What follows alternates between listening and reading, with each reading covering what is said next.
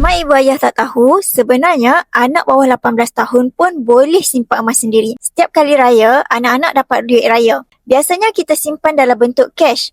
Masalahnya, ada 3 benda selalu jadi. Pertama, mudah terguna. Kedua, bercampur dengan duit adik-beradik. Ketiga, nilai duit makin susut sebab inflasi. Sekarang dah ada alternatif yang lebih sistematik. Dengan akaun Gap Junior, duit raya anak boleh terus ditukar kepada emas. Kenapa emas? Sesuai untuk anak. Sebab simpanan anak bersifat jangka panjang, 10 hingga 15 tahun ke atas. Dan sejarah menunjukkan harga emas meningkat dalam jangka masa panjang. Lebih bagus boleh set auto debit minimum RM50 sebulan. Tak perlu tunggu duit banyak, yang penting konsisten. Bila anak umur 18 nanti, dia bukan sekadar ada kenangan duit raya, tapi ada simpanan yang sebenar. Kalau ibu ayah nak daftarkan akaun emas Junior untuk anak, boleh isi borang biru untuk saya bantu sebaiknya.